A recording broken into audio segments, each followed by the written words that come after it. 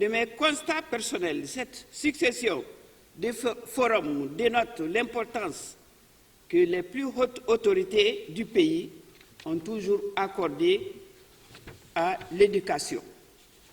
Pourtant, les grandes orientations de la réforme de 62, des autres réformes qui l'ont suivi, demeurent encore et toujours des objectifs à atteindre, notamment l'enseignement de masse et de qualité, la généralisation de l'utilisation des langues nationales dans l'éducation formelle, l'autonomie des universités.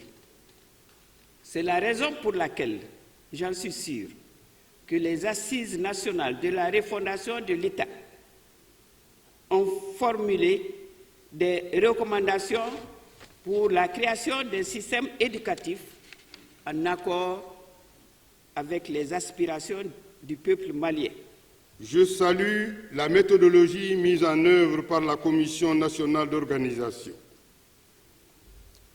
Elle a fait preuve, cette commission, d'ouverture et de scientificité, en prenant en compte les avis des Maliens dans leur ensemble.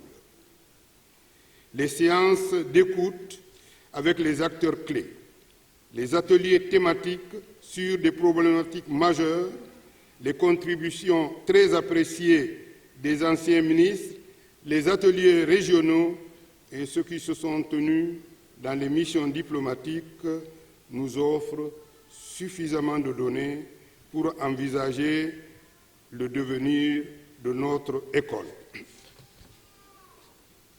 Ces données sont relatives, entre autres, à une gestion décentralisée, rigoureuse et transparente du personnel enseignant, à l'offre de parcours flexibles et innovants de formation professionnelle, à une formation adaptée aux besoins du marché de l'emploi et à la nécessaire articulation entre les segments de l'éducation préscolaire et de l'enseignement supérieur.